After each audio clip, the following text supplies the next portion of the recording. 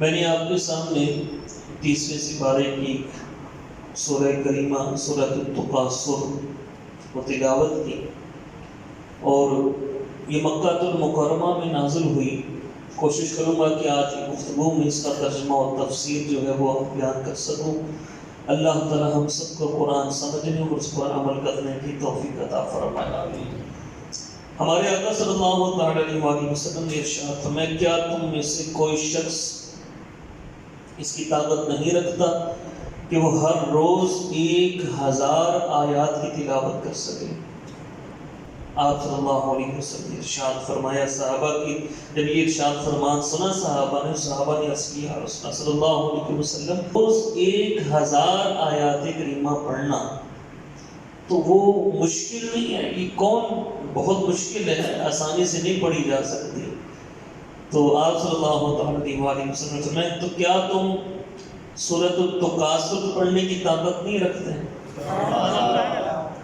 تو مطلب یہ تھا کہ جو سورۃ التکاثر روزانہ پڑھتا ہے، الہاکم التکاثر حتی زرتم المقابر کلا سوف تعلمون ثم کلا سوف تعلمون کلا لو تعلمون علم الیقین لترون الجحیم ثم لترونها عین الیقین ثم لتسألن یومئذ عن النعیم۔ فرمایا جو روزانہ اس سورت کو پڑھتا ہے، اللہ تعالیٰ اس کو 1000 آیات پڑھنے کا ثواب عطا فرماتا ہے۔ یا یہ سورۃ التکاثر نازل کب ہوئی ہے؟ مکہ پاک میں 2 بڑے قبیلے تھے، ایک کا نام تھا بنو سہم اور ایک کا نام تھا بنو عبد مناف۔ بنو سہم اور بنو عبد مناف، یہ دونوں بڑے قبیلے تھے اور 2 بڑی برادریاں تھیں۔ تو ایک دوسرے کے مال پر یہ فخر کرتے تھے کہ میرے پاس اتنا مال ہے، تمہارے پاس مجھ سے تھوڑا مال ہے۔ پھر ایک دفعہ یوں ہوا کہ ان کا مقابلہ بنا پڑا کہ تمہارے پاس کتنا مال ہے، میرے پاس کتنا مال ہے۔ مقابلہ بڑھتے بڑھتے اب مال کی گنتی ختم ہوئی، تو انہوں نے کہا کہ اب دیکھو تمہاری برادری کے کتنے افراد ہیں اور میری برادری کے کتنے افراد ہیں، وہ بھی گن لیے۔ اب ہم دیکھا تمہاری اب جائیداد مکہ میں کتنی ہے، ہماری جائیداد کتنی ہے، وہ بھی گن لیے۔ اب یہ سارا گننے کے بعد وہ کہتے ہیں اب یہ دیکھو چلو قبرستان چلتے ہیں، وہاں دیکھتے ہیں کہ ہمارے مردے کتنے ہیں اور تمہارے مردے کتنے ہیں۔ یعنی تکاثر، ایک تکاثر کا معنی کثرت جو ہے وہ طلب کرنا۔ تو فرمایا اللہ تعالیٰ نے اس وقت کی آیت کریمہ نازل فرمائی، الہاکم التکاثر، تم کو زیادہ مال جمع کرنے کی حرص نے غافل کر دیا، زیادہ مال جمع کرنے کی حرص نے غافل کر دیا، حتی زرتم المقابر، یہاں تک کہ تم قبرستان پہنچ گئے۔ اب یہاں پہ 2 مفہوم ہے کہ تم ساری زندگی مال جمع کرتے رہتے ہو، یہاں تک کہ تم خود قبر میں پہنچ جاتے ہو۔ اور دوسرا اس کا معنی وہ جو میں نے آپ کے سامنے جس کے حوالے سے آیت کریمہ یہ صورت نازل ہوئی کہ بنو عبد مناف اور بنو سہم کے بارے میں کہ وہ قبرستان پہنچ گئے، تم اپنے مردے گنتی کرو اور ہم بھی اپنے مردے گنتی کرتے ہیں۔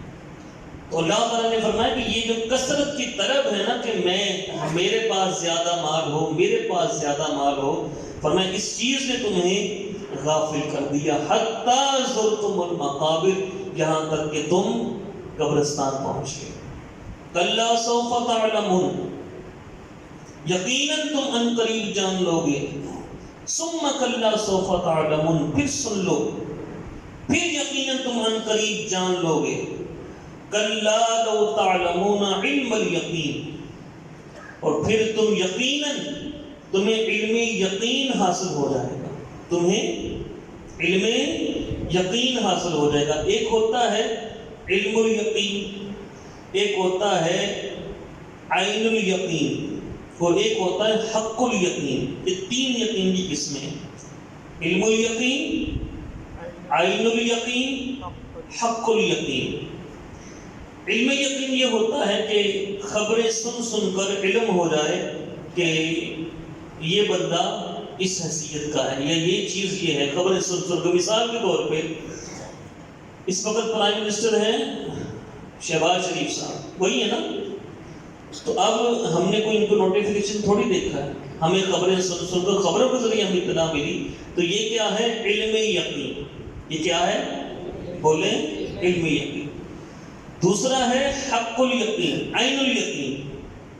عین الیقین یہ ہوتا ہے کہ بندہ دیکھ لے، بندہ جب کسی چیز کو ہوتا ہوا دیکھ لے تو اسے عین الیقین حاصل ہو جاتا ہے۔ جیسے ابراہیم علیہ السلام نے کہا تھا یا اللہ کہ تو جب مردوں کو زندہ کرتا ہے دوبارہ ان کو پیدا فرمائے گا تو وہ کیسے پیدا فرمائے گا؟ تو اللہ تعالیٰ نے فرمایا کیا ابراہیم تجھے ہماری قدرت پہ یقین نہیں ہے؟ یا اللہ یقین تو ہے لیکن میں اپنی آنکھوں سے بھی دیکھنا چاہتا ہوں۔ یعنی یقین ابراہیم علیہ السلام کو تھا، علم الیقین تھا کہ مرنے کے بعد اٹھنا ہے، اللہ دوبارہ زندہ کرنے پر قادر ہے، لیکن اب وہ کیا چاہتے تھے؟ عین الیقین، آنکھوں سے دیکھنا۔ اب وہ اس یقین کے اس مرتبے کو دیکھنا چاہتے تھے، تو پھر اللہ تعالیٰ نے فرمایا کہ تم مختلف پرندے لو اور مختلف پرندوں کو ذبح کرو، ان کا قیمہ بناؤ، پھر ان کو مکس کرو اور پھر الگ الگ کر کے پہاڑوں کے اوپر رکھ دو، پھر ایک کو بازنا پھر دوسرے کو بازنا۔ ابراہیم علیہ السلام نے یوں کیا تھا، تو پھر تھوڑا سا گوشت یہاں سے اٹھا، تھوڑا سا یہاں سے اٹھا، تھوڑا سا یہاں سے اٹھا، پورا پرندہ بن کر ابراہیم علیہ السلام کے سامنے۔ تو بات یہاں یہ سمجھانا مقصود تھا، ایک ہوتا ہے علم الیقین، ایک ہوتا ہے عین الیقین۔ اب اللہ تعالیٰ نے فرمایا کلا لو تعلمون علم الیقین، ہرگز نہیں، کاش تم علم یقین کے ساتھ اپنا انجام جان لیتے۔ لترون الجحیم، اور بے شک تم ضرور دوزخ کو دیکھو گے۔ سب نے دوزخ کو دیکھنا ہے، مومن ہو یا کافر، سب نے دوزخ کو دیکھنا ہے۔ مومنین کے لیے دوزخ ایک گزرگاہ ہے، ایک گزرگاہ ہے کہ دوزخ میں سے گزریں گے۔ وہ پل صراط کس کے اوپر ہے؟ دوزخ۔ وہ میں آگے انشاءاللہ تفصیل بیان کرتا ہوں۔ مومن جو ہوگا وہ دوزخ سے گزرے گا، اور جو کافر ہوگا دوزخ اس کا ٹھکانہ ہوگا۔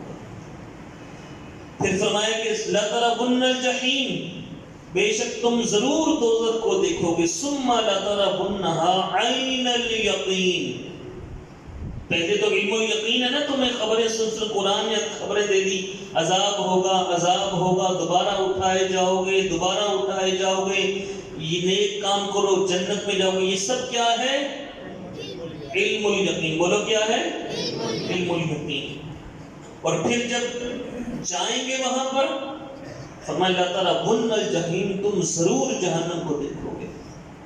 ثُمَّ لَتَرَوُنَّهَا عَيْنَ الْيَقِينِ، پھر تم ضرور عین الیقین کے ساتھ دوزخ کو دیکھو گے۔ پھر تم یہ ثُمَّ لَتُسْأَلُنَّ يَوْمَئِذٍ عَنِ النَّعِيمِ، پھر تم سے ضرور ان نعمتوں کے حوالے سے سوال کیا جائے گا جو اللہ تعالیٰ نے تمہیں عطا فرمائی۔ یہ میں نے ترجمہ اور مختصر سی تفصیل آپ کے سامنے بیان کی۔ تو یہ سب سے پہلی آیت کے میں اللہ تعالیٰ نے کیا فرمایا الہاکم التکاثر، کہ مال جمع کرنے کی حرص نے تمہیں غافل کر دیا۔ میرے آقا صلی اللہ تعالی علیہ وآلہ وسلم کا فرمان عالی شان ہے، اگر ابن آدم کے پاس سونے کی ایک وادی ہو، سونے کی ایک وادی ہو کہ چاروں طرف اس کے پہاڑ ہوں، درمیان میں اس کو سونا بھر دی، اتنا سونا دیا، اتنا سونا کہ وادی پوری کی پوری پہاڑوں کی کناروں تک اس کو سونا مل جائے، فرمایا ابن آدم کہے گا میرے پاس ایک اور وادی ہے سونے کی، اس کا پیٹ نہیں بھرے گا۔ اگر اس کے پاس سونے کی 2 وادیاں آ جائیں، میرے آقا صلی اللہ تعالی علیہ وآلہ وسلم نے فرمایا کہ نہیں، پھر وہ تیسری کی تمنا کرے گا، اور فرمایا اس ابن آدم کا منہ سوائے قبر کی مٹی کے اور کوئی چیز نہیں بھر سکتی۔ اور پھر جو توبہ کرے اللہ تعالیٰ اس کی توبہ قبول فرماتا ہے۔ ماہ رمضان گزرا اور جن کو اللہ نے توفیق عطا فرمائی، کافی ایک معاملات ہوتے رہے، نمازی کی تعداد میں اضافہ، صفیں باہر تک حال ہے، برآمدہ ہے، باہر سے ہے، پیچھے جو مدرسے کا وہ بھی نمازیوں کی تعداد میں، لیکن پھر آہستہ آہستہ ماہ رمضان گزرا اور پھر ہم اپنی دنیا میں واپس چلیں گے۔ گھر والے گھر میں رہتے ہیں، مہمان چلے گئے، ایک مہینے کے لیے، صرف ایک مہینے کے لیے مسجد میں آنا ہوتا ہے، صرف ایک مہینے کے لیے، بس ماہ رمضان کے لیے مسجد میں آنا ہے۔ ماہ رمضان کے بعد نمازیں معاف ہیں کیا؟ آج صبح فجر میں 4 صفیں تھیں، ظہر کی 4 صفیں، مغرب کی کچھ ہاتھ بڑھ جاتا ہے، ایک 8 صف باہر چلی جاتی ہے، اور ہم کس میں لگے ہوئے ہیں؟ ہم صرف اس میں کہ مال کو جمع کریں۔ اللہ تعالیٰ نے اسی آیت کریمہ میں فرمایا الہاکم التکاثر، کہ کثرت مال کی حرص نے تمہیں غفلت میں ڈال دی، حتی زرتم المقابر، کہ یہاں تک کہ تم قبروں میں جا پہنچے۔ انسان کو اس لیے پیدا نہیں کیا، وہ بڑا وہ پیدا ہوا، تھوڑا سا پھر 10 سال عمر ہوئی، 15 سال ہوئی، بالغ ہوا، پھر اس کو پڑھایا اس کے والدین نے، اس نے MBA کیا، اس نے ماسٹر کیا، اس نے PhD کی، ڈاکٹر بنا، انجینئر بنا، اور پھر وہ سروس کرتا رہا 25-30 سال اس نے سروس کی، بوڑھا ہو گیا اور پھر مر گیا۔ اس لیے نہیں پیدا کیا ہے انسان کو۔ اللہ تعالیٰ نے فرمایا وَمَا خَلَقْتُ الْجِنَّ وَالْإِنسَ إِلَّا لِيَعْبُدُونِ، کہ میں نے جن انسانوں کو صرف اپنی عبادت کے لیے پیدا کیا۔ یہ جو ہم کماتے ہیں اور کمانا چاہیے اور کسی کے آگے ہاتھ نہیں پھیلانا چاہیے، رزق حلال کی طلب کرنا، یہ بھی عبادت ہے۔ اس لیے عبادت ہے کہ یہ دنیا میں رہنے کا ایک ذریعہ ہے۔ لیکن اگر دنیا میں رہنے کا ذریعہ، دنیا میں اصل مقصد کے لیے ہم آئے ہیں، اللہ کی عبادت کے لیے، دنیا کمانے نہیں، دنیا کمانے ہم دنیا میں نہیں آئے، پیسہ اکٹھا کرنے کے لیے ہم دنیا میں نہیں آئے، اپنے بینک بیلنس، مکان، کوٹھی، بنگلہ، بڑا سارا یہ ایک استفاق ہو، ہم دنیا میں نہیں آئے۔ دنیا میں ہم آئے اللہ کی عبادت کے لیے، اور یہ مقصد کسی حدیث میں نہیں، قرآن میں اللہ تعالیٰ نے ارشاد فرمایا۔ لیکن ہم دنیا میں کمانے میں اتنا لگ گئے، اللہ تعالیٰ ہم سب کو ہدایت نصیب فرمائے کہ ہم اتنا لگ گئے دنیا میں کہ دنیا کو ہم نے مقصد بنا لیا۔ آپ کا بیٹا کیا کر رہا ہے؟ میرا بیٹا انجینئر بن رہا ہے۔ ہاں بڑا بھائی، انجینئر بڑا سکوپ ہے آگے مستقبل میں، اس کا انجینئر بنے گا، اچھی فرم میں اس کی ملازمت لگ جائے گی، اپنا وہ بڑی بڑی بلڈنگز کے ٹھیکے لیا کرے گا، بڑا اس کا اچھا سکوپ ہے۔ آپ کا بچہ ڈاکٹر بن گیا، ہاں ڈاکٹر کا بڑا اچھا سکوپ ہے۔ آپ کا بچہ PhD ڈاکٹر بن گیا، ہاں پروفیسر صاحب بن گئے، لیکچرر بن گئے، بالکل قابل عزت ہے، بڑا اچھا سکوپ۔ آپ کا بچہ دیندار بنا ہے، آپ کا بچہ دیندار بنا، سب سے پہلے یہ دیندار، اپنے بچے کو دیندار بنائیں، سب سے پہلے اپنے آپ کو دیندار بنائیں، پھر اس کے بعد ڈاکٹر، انجینئر، سول انجینئر، باقی پھر جو بنانا ہے بنائیں۔ سب سے پہلے اپنے بچے کو دین سکھائیں، وگرنہ ساری زندگی ایسا پھر موقع آئے گا، خدا نہ خواستہ رحمان والحفیظ، کہ باپ کا جنازہ سامنے پڑا ہوگا اور بیٹے کو نماز جنازہ کی دعا نہیں آتی ہوگی، اور اس سے بڑا بدبخت کون ہوگا، محروم شخص کون ہوگا کہ جس کے باپ کی میت پڑی ہے اور باپ بھی محروم، اور وہ بیٹا بھی کیسا محروم کہ اس کو جنازے کی دعا نہیں آتی۔ کثرت مال کی حرص نے ہمیں غافل کر دیا۔ صحابہ کرام کمایا کرتے تھے، صحابہ کرام برابر کمایا کرتے تھے۔ ہمارے کمانے کا ذریعہ بتاؤں، ہمارے کمانے کا سبب ہمیں ایک تو یہ ہے کہ ہم کمائیں، جو پہننا ہے وہ پہننا، جو کھانا ہے وہ کھائیں۔ مال کو جمع کرنا، اس میں بھی کوئی اتنی برائی نہیں ہے۔ مال کو اس لیے جمع کرنا کہ لوگوں پہ فخر کرو، خاندان والوں کو دکھاؤں، اپنی برادری کو دکھاؤں، اپنے محلے والوں کو دکھاؤں، دیکھو میرے پاس اتنا پیسہ، دیکھو میرے پاس یہ، دیکھو میرے پاس وہ برا ہے۔ اور آپ نے حدیث پاک سنی نہیں، ایک نوجوان میرے آقا صلی اللہ علیہ وآلہ وسلم کے سامنے سے گزرا اور وہ کمانے جا رہا تھا بازار کی طرف، صحابہ کرام مسجد میں بیٹھے تھے، صحابہ کرام نے عرض کی یا رسول اللہ صلی اللہ علیہ وسلم، اگر یہ کڑیل نوجوان ہمارے ساتھ جہاد پہ چلتا تو کتنا یہ اللہ کی راہ میں چلتا۔ میرے آقا صلی اللہ علیہ وسلم نے فرمایا اگر یہ اپنے والدین کے لیے کمانے جا رہے تو اللہ کی راہ میں ہے، ماں اپنے لیے کمانے جا رہا ہے، اللہ کی راہ میں ہے، بیوی بچوں کے لیے کمانے جا رہا ہے، اللہ کی راہ میں ہے۔ ہاں اگر یہ اس لیے کمانے جا رہا ہے کہ میں فخر کروں گا، میرے پاس اتنا مال، اتنا پیسہ، اتنی جائیداد، تو میں پھر یہ شیطان کی راہ میں۔ آپ نے حدیث پاک سنی نہیں، القاسم حبیب اللہ، رزق حلال کمانے والا اللہ کا محبوب ہے، رزق حلال کمانے والا۔ اور رزق حلال میں ایک تو یہ دیانت داری، اور یہ میں تھوڑے سے آپ کو 4-5 احادیث مبارکہ یہ سنا دوں اس حوالے سے۔ میرے آقا صلی اللہ علیہ وسلم نے ارشاد فرمایا، التاجر الصدوق الامین مع النبیین والصدیقین والشہداء۔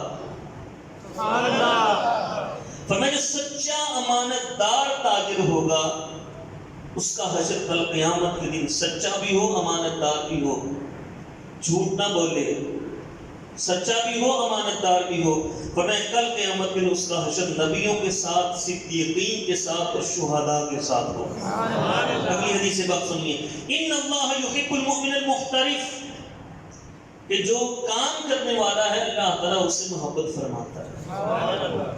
اگلی حدیث پاک، جو اپنے ہاتھ کے کام سے تھک کر شام کو واپس گھر آتا ہے اور اس نے کسی کا حق نہیں مارا، اللہ کے حقوق بھی پورے کیے، بندوں کے حقوق بھی اس نے پورے کیے، فرمایا کہ شام کو جب اپنے گھر واپس آتا ہے تو اللہ تعالیٰ فرماتا ہے جا میرے بندے، میں نے تجھے بخش دیا ہے۔ اگلی حدیث پاک، فرمایا جس نے خود کو سوال سے بچانے، اپنے گھر والوں کی بھاگ دوڑ کرنے، اپنے پڑوسی پر مہربانی کرنے کے لیے حلال طریقے سے دنیا طلب کی، اللہ تعالیٰ سے وہ اس حال میں ملے گا کہ اس کا چہرہ 14ویں رات کے چاند کی طرح چمکتا ہو۔ اس کے فضائل ہیں، جو امانت دار تاجر ہے، امانت دار تاجر کہ جو بندوں کی امانتیں بھی پوری کرے، اللہ کے حقوق بھی پورے کرے۔ اور صحابہ کرام کا معاملہ کیا ہوتا تھا، اللہ اکبر۔ قرآن پاک میں اللہ تعالیٰ نے ارشاد ہے، عبداللہ بن مسعود کہتے ہیں کہ میں نے دیکھا کہ میں بازار گیا تو اذان کی آواز ہوئی، بازار والوں نے فوراً اپنا سارا مال چھوڑا، مسجد کی طرف چلے گئے۔ اللہ کی طرف سے ندا آئی، ندا آئی ہے حی علی الفلاح، آؤ کامیابی کی طرف، اللہ کی طرف سے ندا آ رہی ہے۔ کہ بازار والوں نے فوراً اپنے سامان کو رکھا، سامان ہم تو سنیں گاہک آیا تو چلا جائے گا، گاہک یہ میری سیڑھیاں چڑھ گیا ہے دکان کی، یہ تو چلا جائے گا گاہک تو، پھر پتہ نہیں پھر اگلی دکان سے لے لے گا، میری دکان تو گئی، ارے پہلے تیری دکان میں کس نے بھیجا؟ اللہ نے بھیجا، تو اللہ کے حقوق پورے کر۔ اور یہ حدیث پاک میں بارہا بیان کر چکا، ہمارے آقا صلی اللہ علیہ وسلم نے ارشاد فرمایا جو اپنی آخرت کی فکر کرتا رہے اللہ تعالیٰ اس کو دنیا کی فکروں سے نجات عطا فرما دے گا۔ یہ گاہک یہ دنیا چڑھ گیا، میں جماعت جاتی ہے، جائے نماز جاتی ہے، جائے کوئی بات نہیں، پھر پڑھ لیں گے، بعد میں پڑھ لیں گے، کوئی مسئلہ نہیں، گاہک نہیں جانا چاہیے۔ لیکن صحابہ کرام کا حال سنیے، فرمایا عبداللہ بن مسعود کہتے ہیں کہ میں بازار میں گیا، اذان ہوئی، فوراً میں نے دیکھا کہ سب نے دکانداروں نے اپنے سامان کو ٹھپ کیا، کپڑا ڈال کر سیدھے مسجد کی طرف، اور پھر اللہ نے ان کی شان میں قرآن پاک کی آیتیں اتاری۔ اللہ فرماتا ہے رجال، کہ میرے نبی کے صحابہ وہ صحابہ ہیں لا تلہیہم تجارت ولا بیع عن ذکر اللہ، کہ جنہیں ان کی تجارت اور ان کی خرید و فروخت اللہ کے ذکر سے غافل نہیں کرتے۔ وہ تجارت بھی کرتے ہیں، وہ سودا سلم بھی کرتے ہیں، وہ بیع بھی کرتے ہیں، خرید و فروخت بھی کرتے ہیں، لیکن اللہ کے ذکر سے وہ غافل نہیں ہوتے۔ وَإِقَامِ الصَّلَاةِ وَإِيتَاءِ الزَّكَاةِ، یہ نماز بھی قائم کرتے ہیں، وہ اپنے مالوں کی زکوٰۃ بھی ادا کرتے ہیں۔ عبداللہ بن مبارک بہت بڑا محدثین میں نام ہے، عبداللہ بن مبارک رضی اللہ تعالی عنہ، تابعین صحابہ کرام کے بعد ان کا زمانہ ہوا، اپنے وقت کے بہت بڑے محدث، بہت بڑے محدث، دور دراز سے طالب علم ان کے پاس علم حاصل کرنے کے لیے آتے، علماء ان کی طرف سے رجوع کرتے، بہت بڑے محدث عبداللہ بن مبارک۔ ان کا انتقال ہوا. ان کے انتقال کے بعد ان کی کسی چاہنے والوں کو خواب میں دیکھا تو پوچھنے لگے جناب آپ کا کیا حال ہے؟ کہنے اللہ تعالیٰ نے مجھے بڑا مرتبہ عطا فرمایا ہے, بڑا مرتبہ دے, لیکن میرے سامنے میرا پڑوسی جو لوہار ہے وہ جو رہتا ہے نا اس کا مرتبہ مجھ سے بڑھ گیا, اس کا مرتبہ مجھ سے بڑھ گیا. ایک طرف محدث فقیہ, علم کی اپنی شان, لیکن اللہ کی بے نیازی. اب وہ شخص صبح اٹھا, سامنے جو ان کے گھر کے سامنے ایک لوہار باقی رہتا, لیکن اس کا بھی انتقال ہو چکا تھا. اس کے گھر والوں سے اس نے پوچھا کہ آپ کا جو شوہر تھا کیا کام تھا؟ لوہار, لوہا کو مارنا, لوہے کو پیٹنا, وہی اس کا کام تھا, لوہار تھا وہ. اس کا کوئی خاص سمجھ, خاص عمل بس یہ تھا کہ رات کو جب وہ تھکا ہرا واپس آتا تھا تو صبح کے وقت اس کی آنکھ کھلتی تھی تہجد کے وقت, اور سامنے ہمارے چھت پہ عبداللہ بن مبارک وہ تہجد کی نماز ادا کر رہے ہوتے, تو یہ کہتا کہ یہ سارا دن اللہ کی عبادت میں لگے رہتے ہیں, ساری رات اللہ نے ان کو وقت عطا کیا ہے, میں تو سارا دن تھکا ماندہ مجھ سے نہیں اٹھ ہوتا, تو اللہ مجھے معاف کرے. یہ کہتا حسرت کرتا تھا کہ کاش مجھے بھی تہجد پڑھنے کی سعادت نصیب ہو. اور دوسرا اس کی عادت یہ تھی کہ جب وہ لوہے پہ ہتھوڑا مارنے کے لیے لوہے اپنے ہتھوڑے کو اٹھاتا اور ادھر سے اذان کی آواز آ جاتی, وہ ہتھوڑے کو لوہے پہ نہیں مارتا تھا, وہ نیچے رکھ دیتا تھا, مسجد میں چلا جاتا تھا. تو وہ کہتا ہے کہ اسی وجہ سے اللہ تعالیٰ نے اس کو یہ مقام عطا کیا ہے کہ مشہور محدث عبداللہ بن مبارک کے لیے وہ قابل رشک بندہ بن گیا کہ میرے سے زیادہ بلند مرتبہ اس بندے کا. تو میرے بھائیو, الہاکم التکاثر, کثرت مال نے ہمیں غافل. اللہ تعالیٰ ہمیں جو ہے وہ رزق حلال نصیب فرمائے, اور اس کے حلال طلب کرنا یہ اللہ کے محبوب بننے کا ذریعہ. حرام کا تو اس میں بات ہی کوئی نہیں نا, حرام کے حوالے سے بات نہیں ہو رہی, رزق حلال کی بات ہو رہی ہے. اور پھر ایک حدیث قدسی ہے, اللہ تعالیٰ اپنے بندے سے مخاطب ہوتا ہے, اللہ اپنے بندے سے مخاطب ہوتا ہے, اور اس کی خاطر نماز چھوڑنے والوں, اس جملے پہ غور کیجئے گا, اور اس کی خاطر نماز چھوڑنے والوں, اور اس کی خاطر نماز چھوڑنے والوں, رزق تو آدمی کو یوں تلاش کرتا ہے جیسے مرنے والے کو موت تلاش کرتی ہے. جو مقدر میں ہے ملے گا کہ نہیں ملے گا؟ پتھروں کے اندر بند جو کیڑے ہیں اللہ انہیں بھی رزق عطا فرما رہا ہے. تو ہمیں یہ چاہیے کہ ہم اللہ کی یاد سے غافل نہ ہوں, کمائی کریں, دکانداری کریں, اپنے کاروبار کو سنبھالیں, اپنی مل فیکٹری چلائیں, لیکن جب اللہ تعالیٰ کی طرف سے بلاوا آ جائے تو فوراً لبیک کہتے ہوئے اللہ کی بارگاہ میں حاضر ہو جائیں. اللہ تعالیٰ ہمیں توفیق عطا فرمائے, اللہ تعالیٰ ہمیں غفلت سے محفوظ فرمائے, اور ہم سب کو قرآن پاک سمجھ اور اس پر عمل کرنے کی سعادت نصیب فرمائے. اور پھر سنیے گا, یہ جو رزق کا ذمہ اللہ نے اپنے اوپر لیا ہوا ہے نا کہ میں ذمہ دار ہوں ہر بندے کو رزق پہنچانے کا. وما من دابۃ فی الارض الا علی اللہ رزقها, کہ زمین پر جتنے بھی جاندار ہیں سب کا ذمہ اللہ نے اپنے اوپر, سب کو تک رزق میں پہنچاؤں گا. پن پتھر کے اندر کیڑے کو بھی اللہ رزق عطا فرماتا ہے, لیکن نماز کا ذمہ تو اللہ نے نہیں لیا نا, یہ تو ہمیں اپنا اختیار ہے. رزق میرا اختیار ہے کہ نہیں؟ میرا اختیار ہے رزق, وہ جو مقدر میں وہ ملنا ہے. بچہ اپنی ماں کے پیٹ میں ہوتا ہے 120 دن کا, 4 مہینے کا ماں کے پیٹ میں, اس کے مقدر میں لکھ دیا جاتا ہے کہ اس کے مقدر میں اتنا رزق ہے. اب جو لکھ دیا گیا اتنا ہی ملنا ہے, میرے اختیار میں نہیں, آپ کے اختیار میں نہیں. عبادت میرے اور آپ کے اختیار میں, لیکن ہم کس کے پیچھے دوڑ رہے ہیں؟ جو ہمارے اختیار میں نہیں, اور اس کو چھوڑ دیں جو ہمارے اختیار میں. اور پھر اللہ تعالیٰ نے واضح یہ آیت کریمہ اتنا حوصلہ دے دیتی ہے کہ جو اللہ تعالیٰ کی یاد میں رہتا ہے نا، تقوی اختیار کرتا ہے، اللہ سے ڈرتے ہوئے وہ نماز ادا کرتا ہے، قرآن کی تلاوت کرتا ہے، حقوق العباد پورے کرتا ہے، اللہ کے حقوق پورے کرنے کی کوشش کرتا ہے، تقوی اختیار کرتا ہے، اللہ تعالیٰ نے فرمایا مَن یتق اللہ یجعل لہ مخرجا۔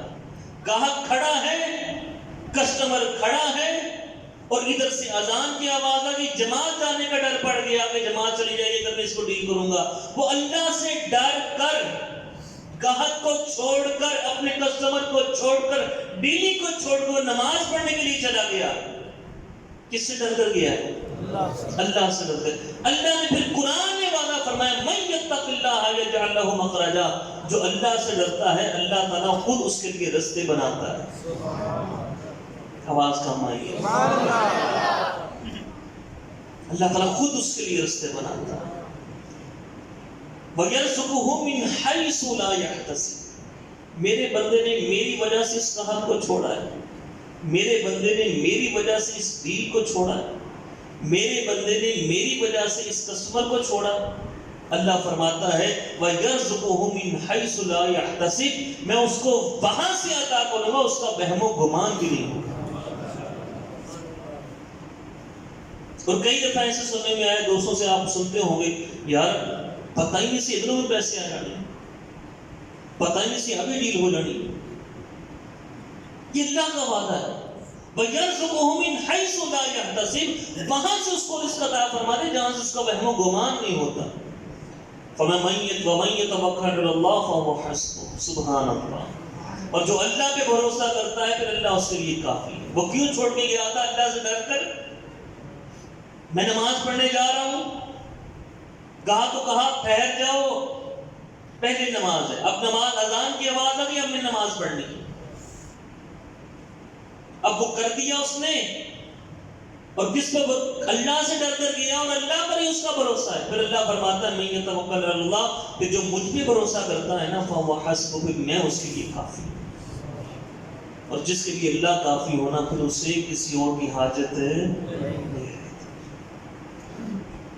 اصحاب بدر 313 تھے، سامنے 1000 کا لشکر تھا، ادھر ساز و سامان بھی نہیں، وہاں ساز و سامان بھی بہت تھا، چند تلواریں، چند زرہیں، چند نیزے، تھوڑی سی سواریاں، لیکن ان کا توکل اللہ پر تھا۔ پھر اللہ نے اپنے وعدے کو پورا فرمایا مَن یتوکل علی اللہ فَهُوَ حَسْبُهُ، جو اللہ پر بھروسہ کرتا ہے اللہ اس کے لیے کافی۔ تو اللہ تعالیٰ ہمیں غفلت سے محفوظ کرے۔ پھر فرمایا کہ الہاکم التکاثر حتی زرتم المقابر، کہ وہ اپنے قبروں میں جا پہنچے۔ پھر آگے اللہ تعالیٰ نے ارشاد فرمایا، میں تھوڑا سا مختصر سا کروں گا اس کو۔ میرے آقا صلی اللہ علیہ وآلہ وسلم نے ارشاد فرمایا تم قرآن پاک کی آیت کا میں پہلے بیان دوں پھر سن لیں، بے شک تم ضرور دوزخ کو دیکھو گے، پھر تم عین الیقین کے ساتھ دوزخ کو دیکھو گے، عین الیقین کے ساتھ۔ آپ صلی اللہ علیہ وسلم فرماتے ہیں دوزخ کے اوپر ایک پل بچھا دیا جائے گا، جس کو کیا کہتے ہیں؟ پل صراط۔ تم میں سے بعض اس کے اوپر سے پلک جھپکنے میں گزر جائیں گے۔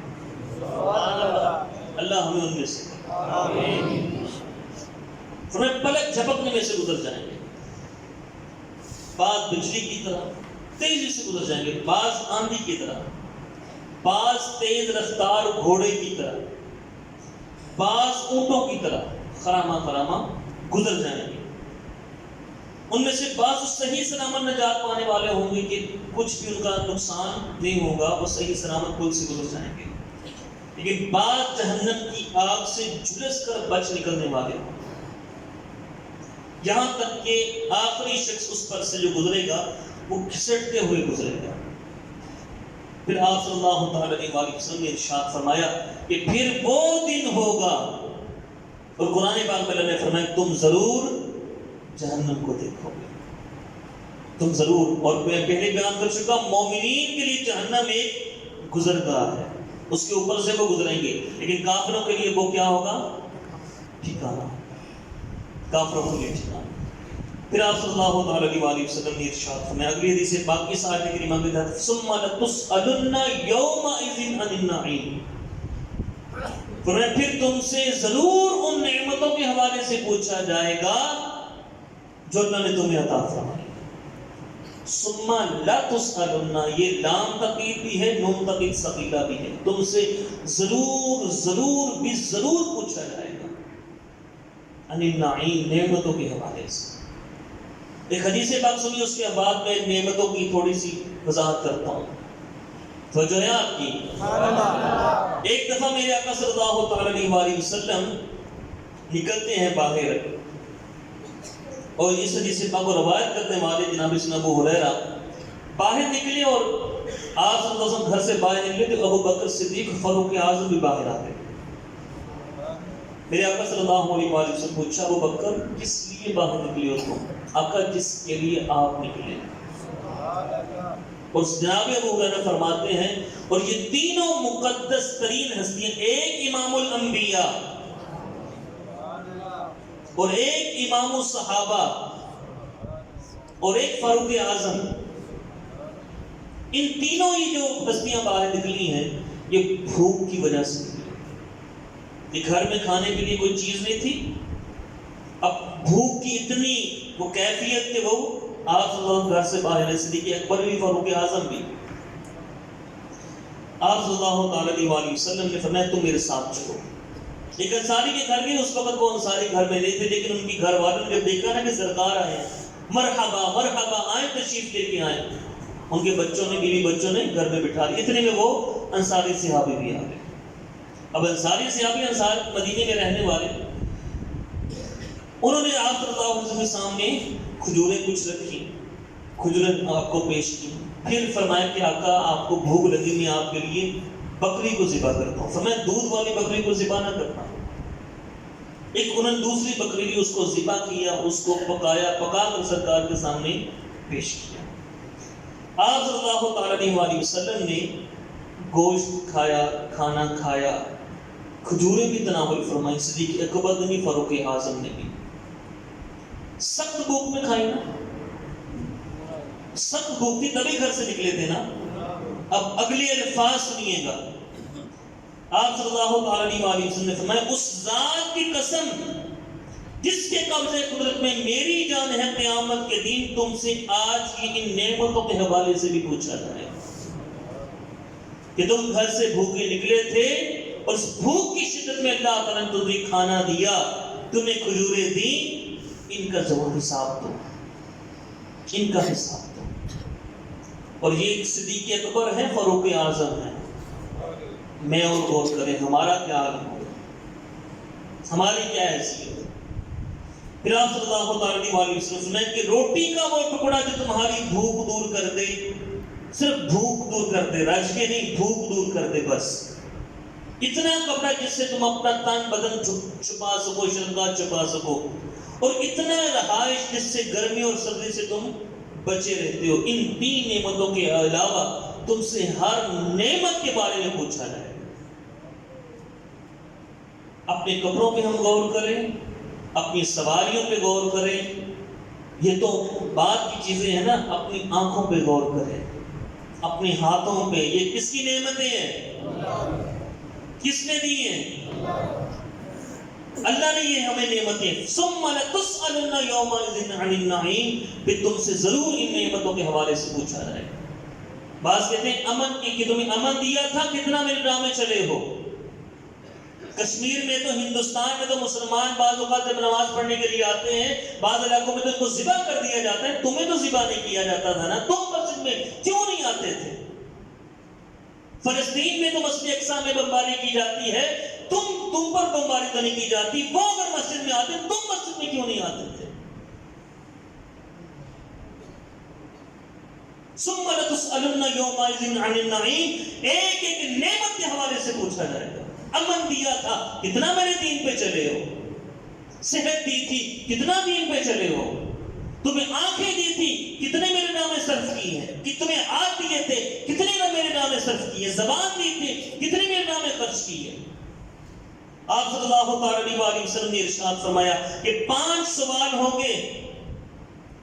اب پہلا سوال، اپنی عمر کن کاموں میں خرچ کی ہے؟ بالغ ہوئے 14 سال کی عمر میں، 14 سال کی عمر سے 64 سال تک جتنی بھی عمر ہے کن کاموں میں خرچ کی؟ جواب دو. اور اللہ کو پوچھنے والا هو الجبار قہار. دوسرا سوال، اپنی جوانی کن کاموں میں خرچ کی؟ پہلے ساری عمر کن کاموں میں خرچ کی؟ اپنی جوانی کس کاموں میں خرچ کی؟ 18 سال سے لے کے 40 سال تک یہ جو جوانی کی عمر ہوتی ہے یہ کن کاموں میں خرچ کی؟ کتنا میری عبادت کے لیے تم آئے ہو؟ بڑھاپے میں پہنچے ہو، اب داڑھی بھی رکھ لی ہے، سفید داڑھی، اچھا کام ہے. جوانی کس کام میں خرچ کی؟ محکمے سے ریٹائرمنٹ لینے کے بعد تو سارے آ جاتے ہیں مسجد کی طرف، بڑے افراد آپ کو مسجد میں ملیں گے نا. جوان ہوتے ہوئے کہاں پہ تم نے جوانی اپنی خرچ کی ہے؟ تیسرا سوال فرمایا، اپنا مال کہاں سے حاصل کیا ہے؟ مال کس طریقے سے، حلال طریقے سے حاصل کیا کہ حرام سے؟ کسی کا مال ہڑپ تو نہیں کیا، کسی کا مال دبایا تو نہیں، جائیداد تو نہیں کسی کی دبائی، یتیم بھتیجوں کا مال تو نہیں دبایا، بہنوں کا حصہ تو نہیں دبایا. مال کہاں سے حاصل کیا اور کہاں خرچ کیا ہے؟ یہ نہیں کہ محنت پوری کی ہے، دکانداری کی ہے، رزق حلال کا پورا خیال اس کے تقاضوں کا رکھا، لیکن حرام کاموں میں خرچ کر دیا، کنجریوں کے اوپر لٹا دیا، ناجائز جگہوں کے اوپر لٹا دیا.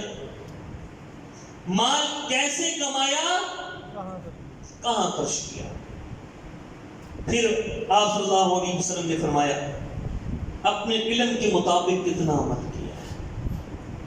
فرمایا کہ حدیث پاک ترمذی کے اندر، مسند ابو یعلا کے اندر، معجم کبیر کے اندر، معجم صغیر کے اندر، تاریخ بغداد کے اندر یہ حدیث پاک منقول ہے. آپ صلی اللہ علیہ وسلم فرمائے، جب تک ان 5 چیزوں کا بندہ جواب نہیں دے گا وہ اپنا قدم نہیں ہٹا سکتا. ثم لتسألن یومئذ عن النعیم. یہ تمہیں نعمت ہے، یہ تمہارے منہ میں جو لعاب آتا ہے نا، لعاب یہ بھی نعمت ہے. اگر یہ لعاب نہ ہو، منہ خشک ہو جائے، کبھی منہ خشک ہو جائے آپ کا، کبھی آپ سے بولنا مشکل ہو جائے. منہ میں جو لعاب آتا ہے یہ نعمت ہے. آپ کی آنکھ جو جھپکتی ہے نا، آٹومیٹکلی کوئی چیز تیز ہوا پڑی، کوئی آندھی چلی، آٹومیٹکلی جھپک پڑی آنکھ، یہ بھی اللہ کی نعمت ہے. پوچھا جائے کتنا ٹائم گزارتے تھے قرآن کو دیکھنے میں، کتنا وقت گزارتے تھے علماء کو دیکھنے میں، کتنا وقت گزارتے تھے تم مسجد کو دیکھنے میں، اور کتنا وقت گزارتے تھے تم فلمیں ڈرامے دیکھنے میں. ثم لتسألن یومئذ عن النعیم. تم سے ایک ایک نعمت کے بارے میں پوچھا ہے. اللہ تعالیٰ ہم سب کو قرآن پاک پر عمل کی توفیق، ہمیں اپنی آخرت کی تیاری کی سعادت عطا فرمائے. اپنے آخرت کی طرف توجہ رکھیں، دنیا داری چونگے میں مل جائے گی. اپنی آخرت کو مد نظر رکھیں. اور 2 حدیث پاک میں دوبارہ لٹاؤں گا. رزق کی خاطر نماز چھوڑنے والوں، رزق کی خاطر نماز چھوڑنے والوں، رزق تو آدمی کو یوں تلاش کرتا ہے جیسے مرنے والے کو موت تلاش کرتی ہے. مقدر میں ہے وہ ملنا ہے، نہیں مقدر میں نہیں مل سکتا. ہمارا کام ہے ہم اللہ کے حقوق پورے کریں. اذان ہوئی، پوری کوئی جماعت کے ساتھ نماز پڑھے. اور دوسرا جو بے نمازی ہے، میرے آقا صلی اللہ علیہ وسلم فرمایا، منافقین پر 2 نمازیں بہت بھاری ہیں. منافقین پر 2 نمازیں بہت بھاری ہیں، ایک فجر کی اور ایک عشاء ہے. مجھ سے فجر بآسانی پڑھی جاتی ہے، مجھ سے عشاء بآسانی پڑھی جاتی کہ نہیں پڑھی جاتی؟ میں باقاعدہ فجر کی نماز ادا کرتا ہوں یا عشاء کی نماز ادا کرتا ہوں. کرتے ہیں اللہ کا شکر ادا کریں، نہیں کر پاتے سوچیں کس لسٹ میں ہوں میں. 5 جماعت. یہ مسجدیں صرف رمضان کے لیے نہیں ہیں میرے بھائیوں.